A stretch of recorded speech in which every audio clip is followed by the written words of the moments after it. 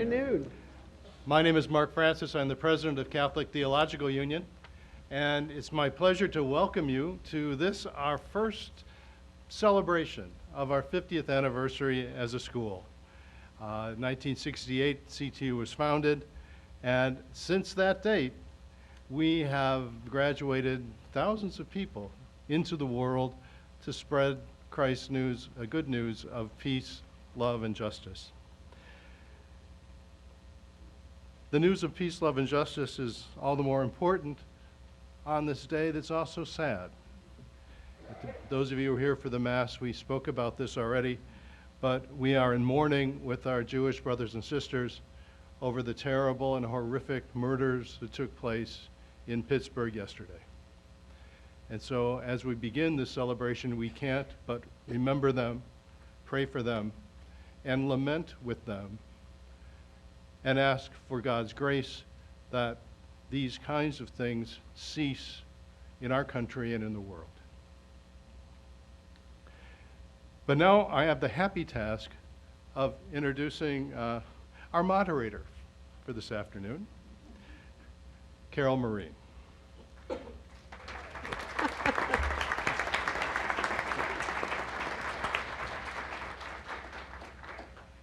Carol is a long-term and dear friend of Catholic Theological Union, the star of so many of our Blessed Are the Peacemakers dinners.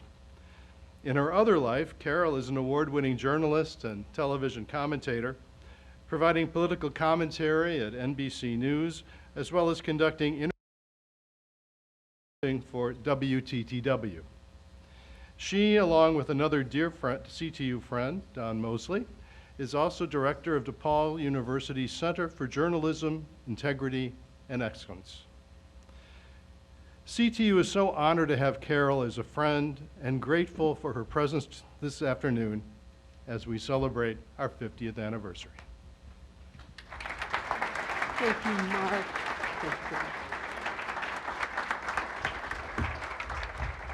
Thank you so much.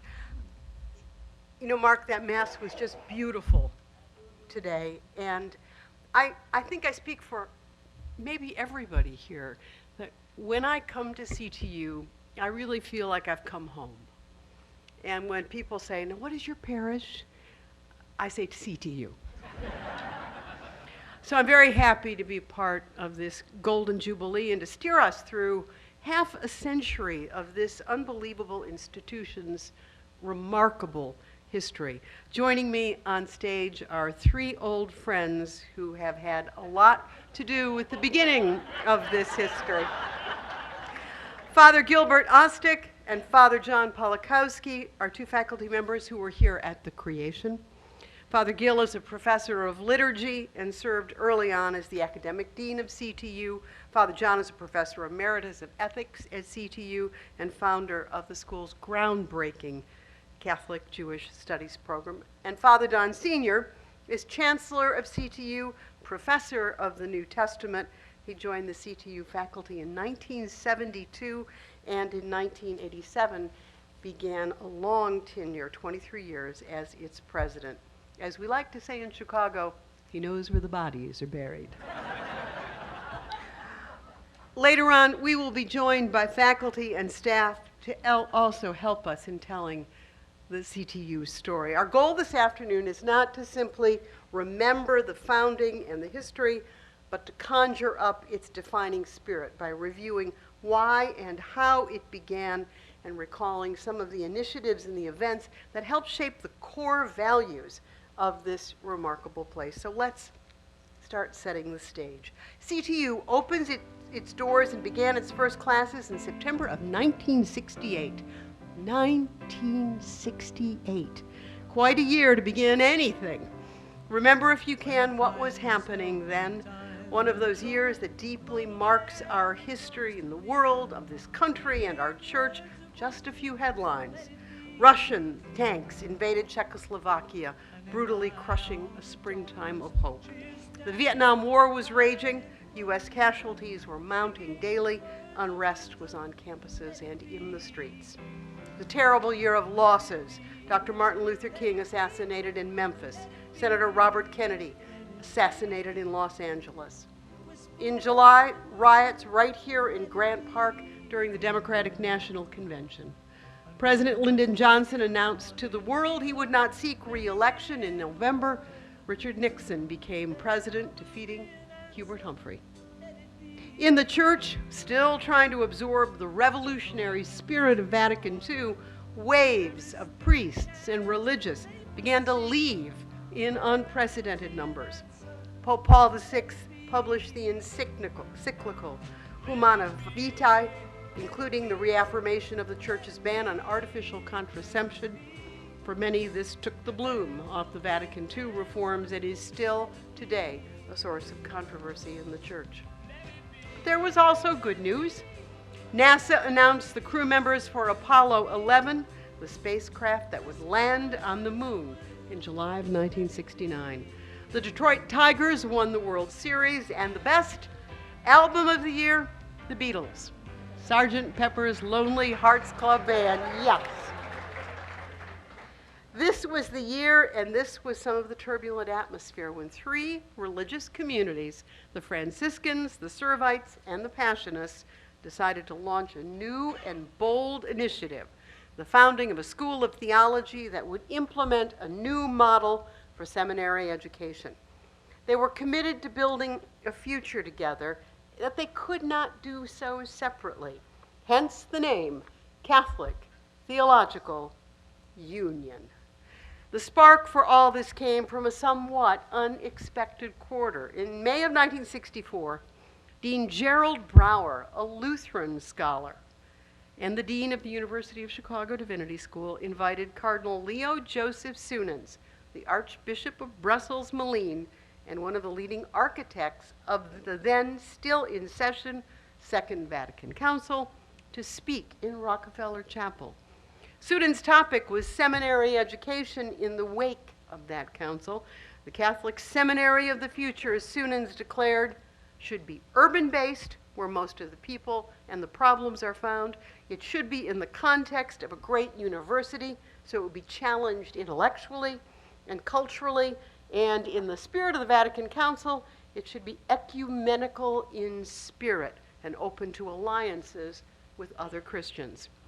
Brouwer was deeply impressed with Suenens' vision and subsequently invited some Catholic seminary professors to come to Hyde Park and advance the ecumenical atmosphere that Brouwer had been attempting to create for some time.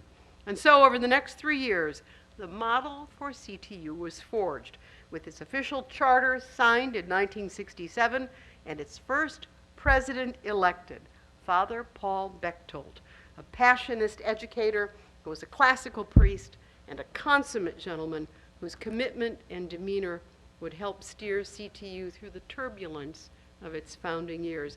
I should mention that one of those brave souls who was part of those very early deliberations among the leadership of the three founding communities is with us today. Please salute Father Dave Brown. He is a Servite involved with formation during that exciting time at CTU. Father.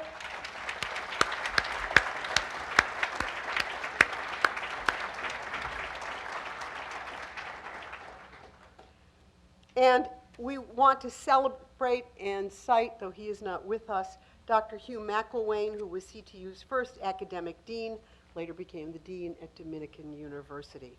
We are graced tonight with CTU's current dean, Gina Wolf, and her predecessor, Sister Barbara Reed. Will you stand up and give you a hand, too? There's Gina. And so it would begin. Its residence hall and academic center, the Aragon Hotel. Its campus, the streets of Hyde Park. Its classrooms, rented from the neighboring Jewish Reform synagogue, Sinai Temple. Its chapel, the former hotel's lounge. Its library, nestled among a floor of hotel rooms, by the way, enabling the CTU library to claim it had the highest ratio of bathrooms to books of any library in the nation. And it merged three faculties, each with different institutional cultures and different backgrounds. It was no small feat. So CTU was born. Two of the original faculty are with us now, and we want to hear from them because Gil and John, you were here at creation. What was creation like? What was it like? Yes, Gil? The stories abound. I want to tell you just one. Moving to Chicago offered us the possibility of almost endless placements for field education, which was sorely lacking. And the story has to start back before I got here. In our Franciscan seminary downstate Illinois, 200 miles from here, we were in a little sleepy farm town surrounded by cornfields. There was almost no opportunity for supervised field education apart from teaching religion to third graders. So in the 1960s, middle 60s, we decided to bus our students 100 miles west to St. Louis to work for one day in the Pruitt-Igoe district of St. Louis, urban housing, much like the Robert Taylor homes in Chicago, if you remember those. Also very crowded, lot of racial tensions. There was high crime, poverty, and segregation. And our students in that one day a week for a couple years got their first taste of the evils of racism and what these visit upon our people. And so when we came here, it was like open sesame. The doors opened and the students walked through it quickly and very forcefully. And so the story. They got to know of an institution in Chicago called the Corps on Racial Equality, CORE. CORE was in the forefront of freedom rides, desegregation of public facilities and places of assembly, also of voter registration. And several of these students got to know about CORE and were enticed with it because they had had a first taste. Two of them, CORE had requested permission to have a planning meeting in one of the local Catholic churches, and they were refused by the Archdiocese. So two of these students, on their own, decided to mount a protest. So what they did was to write a letter, march down to the Chancery office, and nail this letter to the door. You hear a bit of history in that? We quickly learned, well, the Archbishop was not terribly pleased with that. But a couple good things came of it, I believe. One was that we realized we had to be much more conscious and intentional about supervision, and that has developed over these years till our field education program is probably one of the premier field education programs in this country. A second benefit we gained from that was that this immediate taking to the cause of the poor and the disenfranchised in our city really reinforced what had been there from the beginning in our DNA, a deep concern for the injustice caused by racial segregation. And that concern has lasted throughout our years and is with us till today. John, your story of creation? Well, I think the atmosphere was certainly exciting and very hopeful. It seemed that the spirit and hopefulness that came out of Vatican II was merging with the age of Aquarius. My own principal contribution at that time was working on the establishment of a Catholic Jewish Studies program. One day I offered a ride to Rabbi Chaim Perlmutter, who then was on the staff of the recently merged KAM Isaiah Israel congregation here in Hyde Park. And as we drove out to St. Xavier College to listen to Karl Rahner and his impressions of the Second Vatican Council, we began talking about how High might have a place in this school. And in a sense, during that journey, the Catholic Jewish Studies program was really born. The program has brought outstanding Jewish speakers like Amy Jill Levine, Daniel Boyarin, many others, David Novak, to this campus. It has also brought distinguished ecclesiastical leaders, such as Cardinal Edward Idris Cassidy, and Cardinal Walter Cosper. It is certainly my hope that this program, which was always deemed from the very beginning as an integral part of CTU's mission, would today be able to address the events of social hatred, particularly anti-Semitism, that we have seen exposed in its ugliness yesterday in Pittsburgh. I would hope that the program could introduce our students, firstly, to the history of anti-Semitism, whereas the late Father Edward Flannery said, about 1 million people died in the name of anti-Semitic hatred. That we would be able to instill in our students the courage to speak out against anti-Semitism, Islamophobia, and all forms of social hatred when they arise and put out their ugly heads in society today. And finally, and importantly, that they would become catalysts for social cohesion and strongly fight the efforts by politicians and some religious personalities to divide and separate us rather than unite us. The program has a new challenge, I think, in the light of Pittsburgh, and hopefully, with your help and support, we can meet it. Over the next decades, the 80s and 90s, what had begun as a somewhat shaky experiment blossomed into a vibrant and dynamic institution. Some of the veterans of the earliest years confess that if the founding schools had not merged their libraries at the very beginning, CTU might have fallen apart. As it was going to be too much work to think of separating the books again, so they stuck together. But right from the start, the communities that formed CTU were determined to do something bold and faithful despite the obstacles and despite the growing pains. The original founding three were joined early by the Divine Word missionaries, the Norbertines, and then over the years by a whole parade that became part of the corporation, growing from the founding three to 24 different orders and provinces, something virtually unprecedented in church history. Campus also expanded as the student body increased, the demand for student housing and faculty offices increased as well. The school purchased 2 nearby and somewhat down at the heels apartment buildings on Cornell.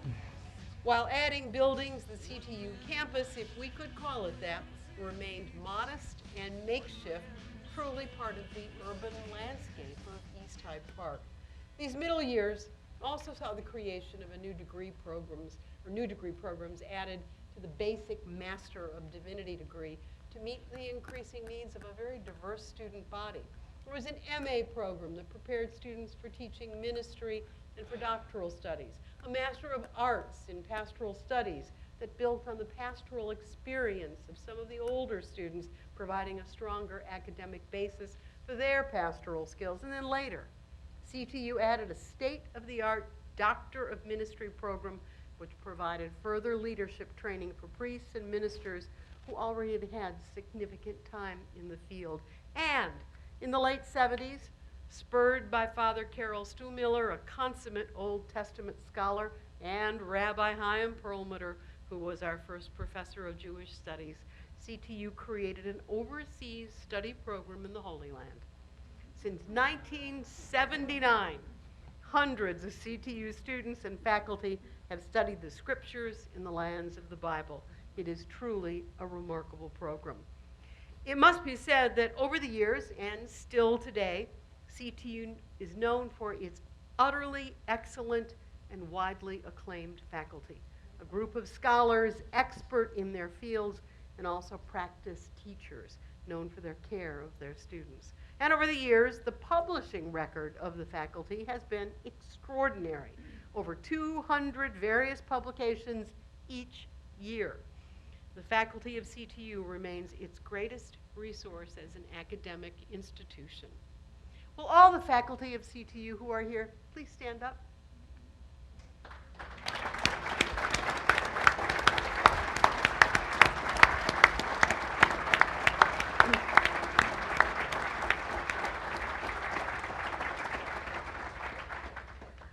founding president, Father Paul Bechtold, retired in 1976.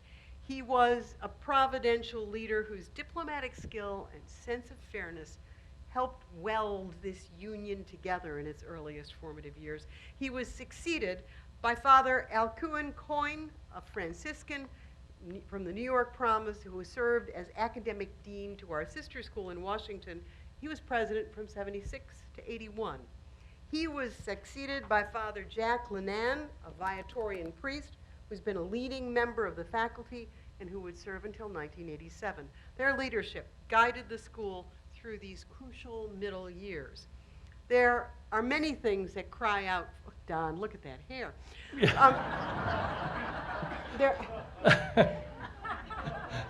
There are many things that cry out for comment during these early stages of CTU's history, but we will focus on just a couple important items. Initially, the CTU student body was formed exclusively of members of its religious communities. A majority were seminarians preparing for the priesthood, but there were also some brother candidates. But right from the beginning, the founders envisioned that over time, CTU would be joined by religious women and lay men and women. That momentous step, virtually unheard of in seminary education, began abruptly in 1972 with the appearance at CTU's doorstep of its first lay woman full-time student, Alicia Lakey, a graduate of Yale University. Don, you joined the faculty in 1972. You remember Alicia Lakey knocking on the door? Yes, I do. I've always said we should have a bronze statue of Alicia out front of our building, like the Michael Jordan statue.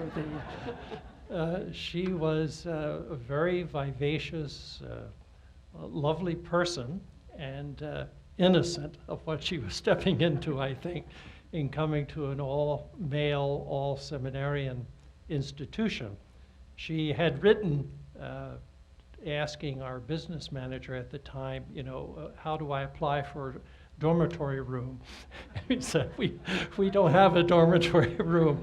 She ended up in one of our seedy neighborhood apartments at the time, the Diane Apartments, and God only knows what she encountered there. I had just begun teaching, and I had her in class, and I can still remember looking out over the classroom, all the seminarians, and one lone, courageous young woman. So I can only guess, looking back, the things she had to endure. It was not like a time of suffering for her, but there was a lot of joking, kidding, and probably she must have felt somewhat isolated at times. But she was the pioneer, and she persevered. She graduated, got married, was teaching for a while. I must confess I've lost touch with her, but she broke the ice for us. A long line of people since. More icebreakers would come. Another important wave of new students triggered in 1974. CTU opened its doors wide to religious women who were seeking graduate theological education. It decided to convene a day-long symposium and invited the superiors of women's communities from around the Midwest. Father Carol Stuhmiller, an extraordinary scholar and teacher who was part of CTU's original faculty, was asked to give a keynote since he was very well known and he was a big ticket for attendance. But Carol had some ideas of his own. Gil and John, you remember that day. I certainly do. Many in the room were quite jolted, but the women were quite happy on the whole when Father Carroll, first of all, spoke about the feminine side of Jesus, and then secondly, said that we need to explore the possibility of ordaining women in the Catholic Church. 1974. As a result of that event, I myself was asked to publish an article for Sounding Board, which was a column in the U.S. Catholic published by the Claretians, who are a corporate member of CTU, and I did so. And the title was Let's Ordain Women. Perhaps the first piece advocating such a radical change in Catholic teaching. The faculty of CTU, under the leadership of Father Carroll, put together a book on the issue of women's ordination, which even included a very eye-catching piece by Rabbi Perlmutter about ordination of women in Judaism.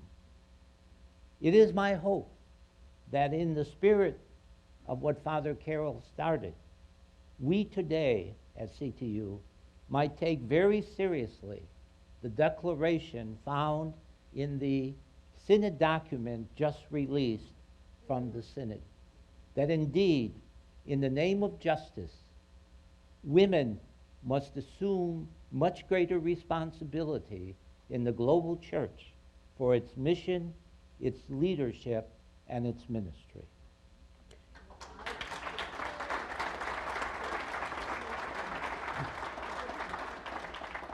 So, Gil, you remember this as well?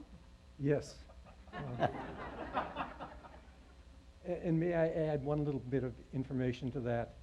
CTU was the site of the first planning committee for the 1975 Women's Ordination Conference held in Detroit.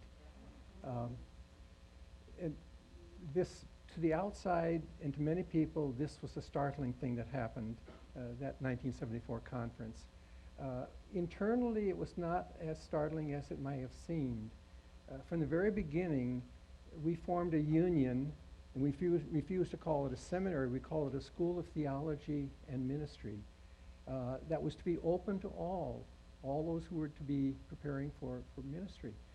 And so in the aftermath of that early spring conference in '74, that next fall, 20 religious women, sisters, applied to CTU and became students here. And that broke open the doors in a lot of ways. After that, it was a short movement then to invite at-large lay men and women to come and study here. And it grew till the pleasant state where we are, where we have this tremendous mixture of lay men and women, religious, ordained lay people who are studying for ministry together.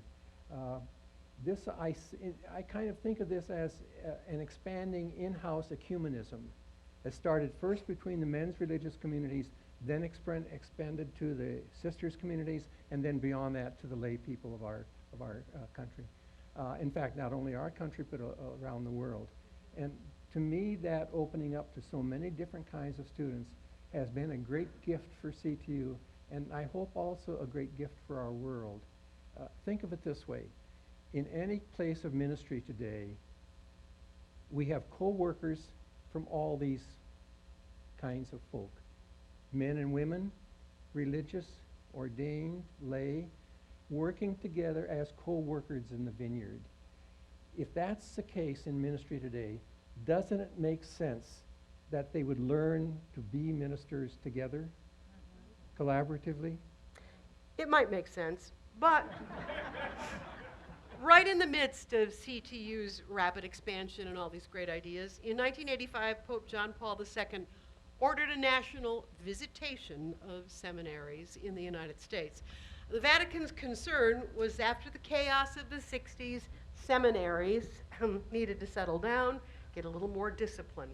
Bishop John Marshall, a rock-ribbed New Englander and later to become Bishop Donald Wuerl of Pittsburgh, later to resign, would lead a team that examined every bit of CTU, its facilities, its courses, its faculty, its administrators, and its formation program. Their report was mixed. The visitors were especially concerned that CTU sponsors had a collegial structure with no single community in charge, and they were very nervous about having laity, read women, taking classes with seminarians, not to mention the fact that the then academic dean, Sister Kathleen Hughes, and the vice president of administration and finance, Maureen Meter, were both women. As one of the bishops asked them in puzzlement, "What are you doing here?" Don Sr. was elected president in 1987, just as the Vatican report landed on his desk with a thump. suggesting CTU should change its structure and adapt a more traditional format. Don, want to carry it from there? I do remember opening the mail with some interest when the report came, and as you have described, they were concerned about a lot of things at CTU, but perhaps the most fundamental thing was our structure, our governance structure, where we had a collegial structure of the religious orders together. They wanted one group and one person that they could deal with. So the first thing that happened, we convened our corporation. And the corporate members, the provincials of the various religious orders that form CTU, firmly supported the structure they had. They said it works for us, it's vital.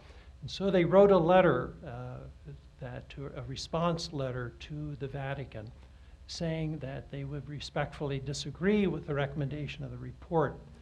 I also went to see Cardinal Bernardine and just wanted to, confer with him and get his wisdom on how to respond to this. And he said to me, he said, don't just put it in a drawer or don't just send a letter. You should go and see them. It makes a big difference to the Vatican officials that they see a face and they know someone. And he said, in addition, I am going to Rome in a couple of weeks. I will be there with you when you meet with them, which was a very generous offer, which he actually did. We met, Father Bob Karras was the head of the corporation, Franciscan and myself went to Rome. We met with Cardinal Baum and several officials from the Congregation of Catholic Education, and there was Cardinal Bernardine.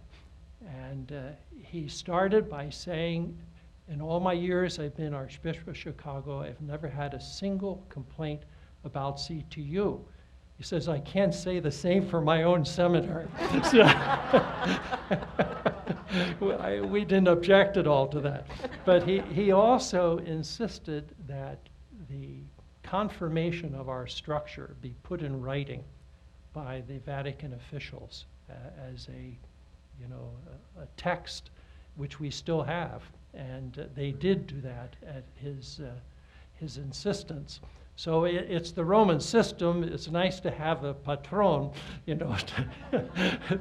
godfather, to take care of you, but he did. So I'm very grateful to both to our corporation and to Cardinal Bernardine, and that I think we dodged a bullet, and the structure of CTU is firmly approved and has never been raised again, as far as I know. In one of his first messages to the worldwide church, Pope Francis urged Catholics to think of themselves not only as disciples of Jesus, but as missionary disciples, ready to reach out in respect and service to the world. In many ways, CTU was blessed to embrace that spirit of mission right from the beginning of its existence. Central to its ethos is a sense of the global reach of the church. This was true in large part to the dynamic sense of mission among those religious communities that have always been at the heart of CTU. International ministry communities such as Divine Word missionaries, the Spiritans, the Maryknoll missionaries, the Comboni missionaries, the Columbans, the Xavierans, and many more. Each could bring their own sense of worldwide mission to the school, and increasingly, CTU's student body would itself become multicultural, multinational. This is one of the hallmarks of this school. Students from Park Ridge or Pilsen finding themselves in a classroom with students from Vietnam and Kenya, from Iraq and Bangladesh, from Indonesia and Mexico. From statistics compiled by the Association of Theological Schools of the United States and Canada, CTU can boast having the most diverse and international student body of any school of theology in the United States. Something else. Yeah.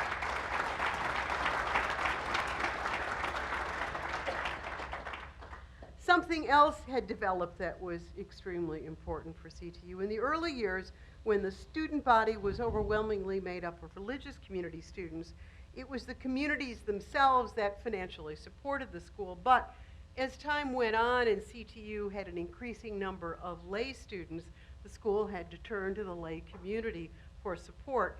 CTU began in earnest to build a development program to seek financial support from generous individuals and from local and national foundations. And the lay community of Chicagoland and beyond responded with incredible generosity, inspired by the dynamic vision of the church that's embodied in CTU. It's a glimpse of the church in the future. The current Vice President for Institutional Advancement here is Colleen Kennedy. Colleen, would you tell us a little about that aspect of the school's life? Thank you, Carol. Yes, over the course of CTU's first 50 years, support for CTU has exponentially increased. And we're extraordinarily grateful for the support of CTU through campaigns to expand and improve our campus, to fund innovative programs for the church, and to secure scholarships for lay ministers, inspiring all who come into contact with them. This support has come from both our corporation member religious orders as well as generous lay donors. It's been an evolution of a shared model of support, mutually reinforcing and mutually inspiring. It was and continues to be an exciting time of lay involvement at CTU, shoulder to shoulder with our corporate religious members, resourcing and sustaining a new model of theological education. National, family, and local foundations also recognized and demonstrated their confidence in CTU. These foundations include the Lilly Endowment, the Conrad Hilton Foundation, and Arthur Vining Davis Foundations, just to name a few. Today, these major foundations and many others continue to fund the potential of CTU to be a transformative force for good in the world and for our church. And we look forward to sustaining the inspiring vision of CTU and the important mission into the next 50 years.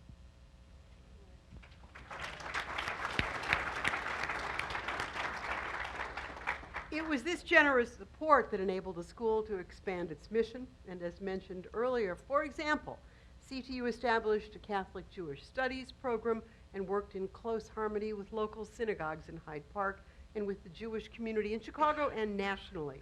The idea was that our students would grow in respect for the Jewish roots of Christianity, not just by studying the history of early Christianity, but by building relationships of trust and mutual respect with the Jewish community today. Thanks to the work of Father John Polakowski and others at CTU, the Catholic Jewish program has been here from the beginning. Now that program has a strong base in the chair of Jewish Studies endowed by two Chicago families, one Catholic, Pat and Shirley Ryan, the other Jewish, Lester and Renee Crown. Since its beginning, the program has had outstanding Jewish scholars as part of it, the aforementioned Rabbi Perlmutter, Rabbi David Sandmel, and now Malka Simkovich, who we will hear from now in this tape. Well, as an Orthodox Jewish woman, I grew up trying to, on the one hand, live according to the rules of my faith and ancestral law, and I lived in a pretty relatively insular religious community, but at the same time, very sensitive to the outside world. My father was a biochemistry professor at a medical school. My mother was a teacher at our local Jewish school, and there was always a value growing up that we should reach beyond our own community and interact with the world around us and kind of walk this tightrope of, on the one hand, being in a faith community and on the other hand, embracing the world outside of it. And so I see my job as not one necessarily of innovation because I have incredible precedent, both from Rabbi Chaim Perlmutter and Father Polakowski, but I'm inheriting a legacy that's long established here at CTU to be at the foreground of these conversations and to bring people together. So as the director of the Catholic Jewish Studies program, my job is to bring Jews into the room. And the more Jews that they get to know, the more they'll see the rich tapestry that is Judaism. And the more they'll appreciate that Judaism is a thriving, living religion today. We worried that Malka couldn't be here, but she is here. Malka, will you take a bow? Where is she? Sorry. Again. Oh, she had to leave. So sorry. I misled you. It's fake news. In September of 1999, Father Donald Sr. led, as he often has, a trip to Israel and Jordan with a group of CTU board members and friends. One couple on that trip was Jim and Kate Denny. In the course of the trip, Jim was struck by how important it is for us as Christians and people from the West to have a deeper knowledge of Islam and to forge relationships with Muslims. With the Denny's generous support, CTU began a program in Islamic studies in the heart of a Catholic school of theology, one of the very first Catholic institutions in the country, in fact, in the world to do so. The founding director of this program is Dr. Scott Alexander, and we see him on video in just 1 second. I had an experience a few years ago that encapsulated for me the essence and the spirit of the Catholic Muslim Studies program at CTU, and really everything we do interreligiously in this place. A student called me about a year after his graduation and ordination as a priest. And he said, "You know, Scott, it occurred to me that I can make a statement that very few Roman Catholic priests can." Well, I said, "What is that?" And he said, "When I was in seminary, my Muslim professors and colleagues used to say, ...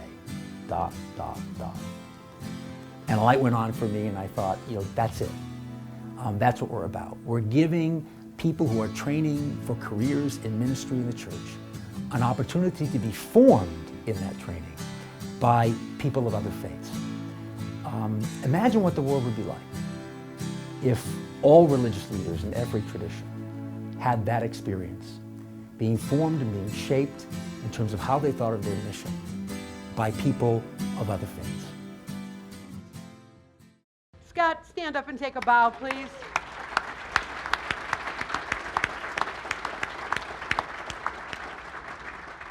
And with us tonight are those exceptional friends of CTU who helped us inaugurate the Catholic Muslim program, Kate and Jim Denny. Will the Dennys stand for us, please? Oh-ho.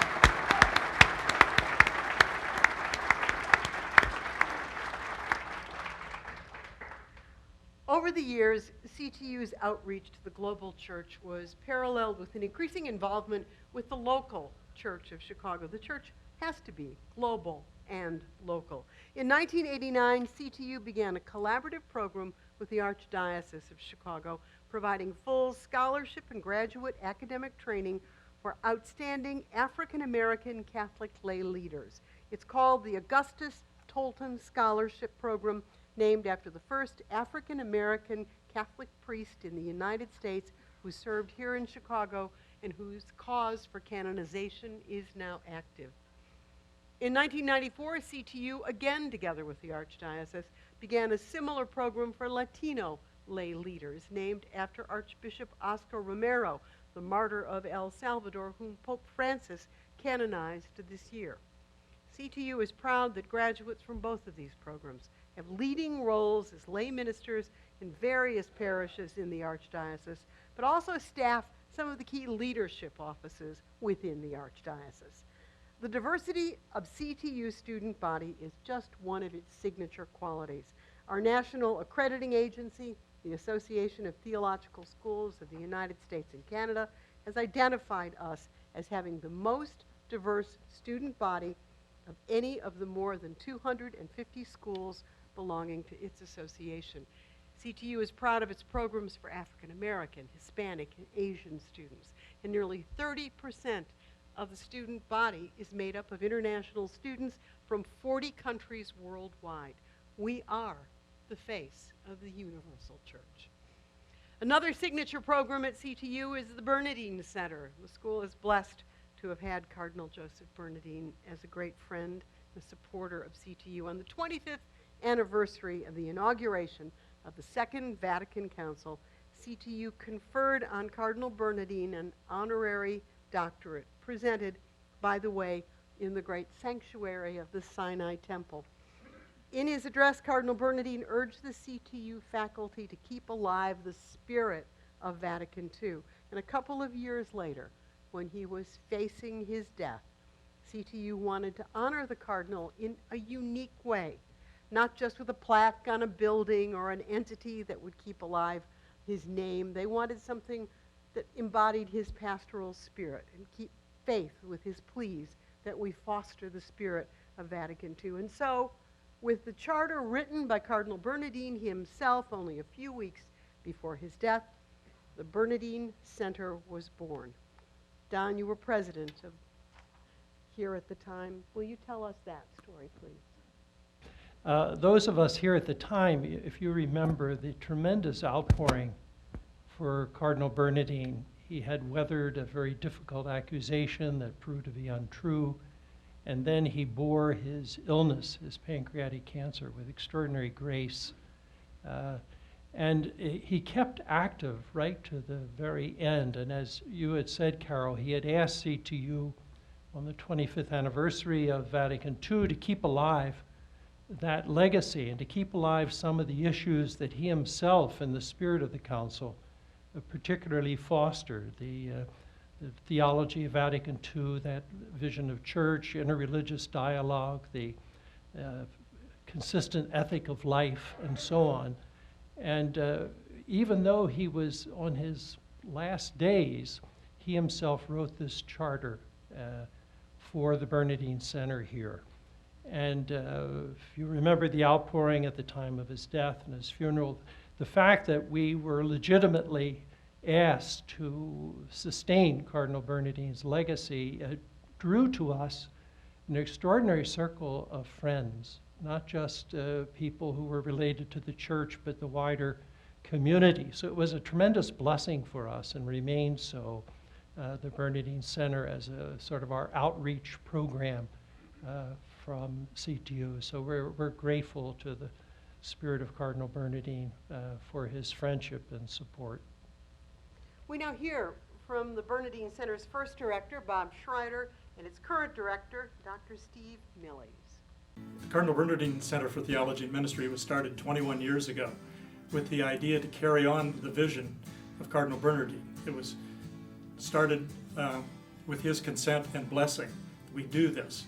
And I think we see today, 21 years on, that so many of the things that he stood for, of working together not only among Catholics but among all Christians and groups beyond that, his concern for dialogue, his concern for the leadership of the next generation of the church, all of these things are perhaps even more relevant and urgent today than they were at that time.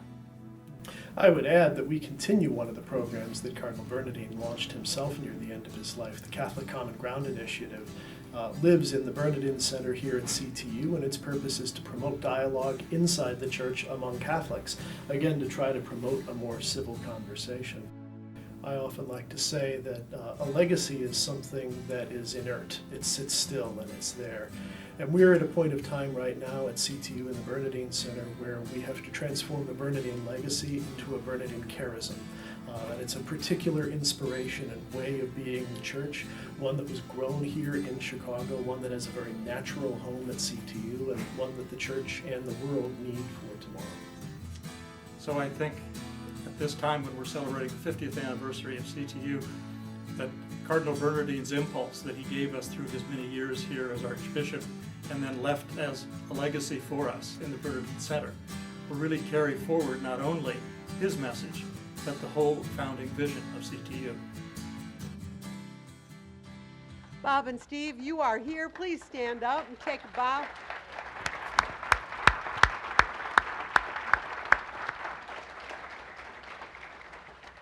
It's important to note that CTU does not stand alone. In the spirit of its own founding, prompted by a Belgian cardinal and an American Lutheran scholar, CTU is part of a wider network here in Chicago, working closely with the University of Chicago, particularly with its Divinity School, having open cross-registration and close relationships with 10 theology schools in the Association of Chicago Theological Schools, enjoying a special relationship with DePaul University, and active collaboration with the rich tapestry of Catholic colleges and universities in the Chicago area, including Loyola, Dominican, Xavier, and Lewis University.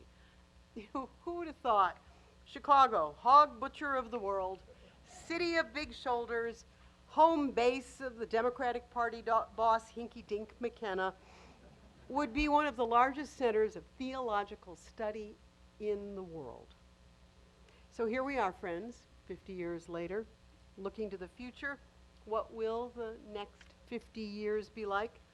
CTU is strong, it's diverse, it's blessed with great faculty and students, now enjoying a modern, state-of-the-art academic center located in a great city, rooted in the diverse charisms and rich histories of now 24 religious communities who sponsor CTU.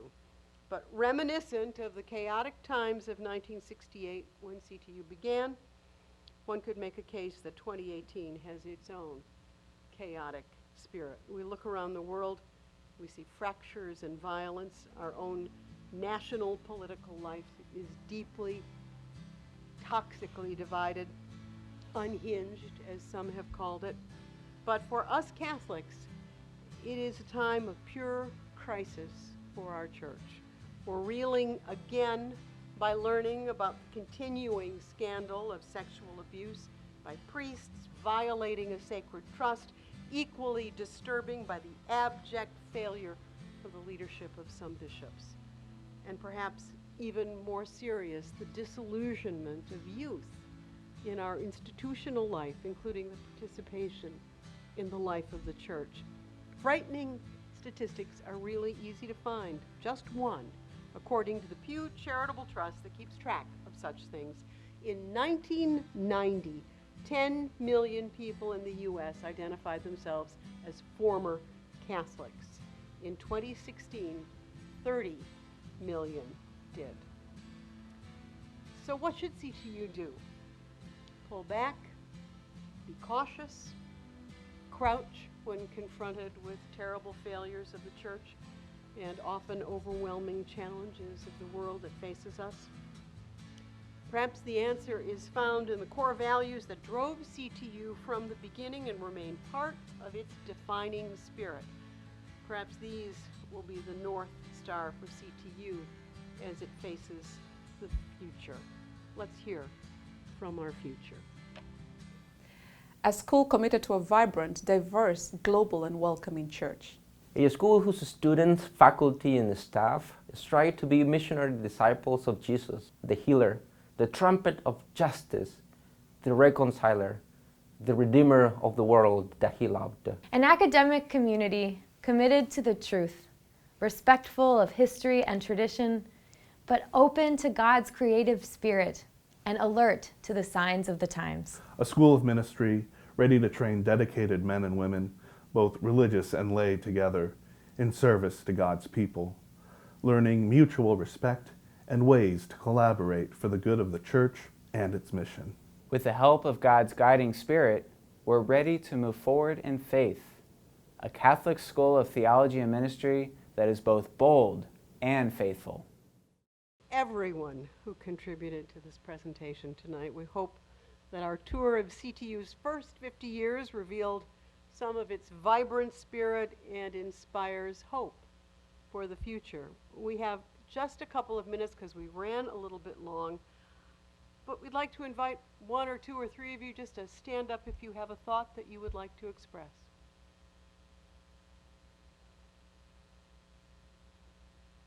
And if you don't, it's okay.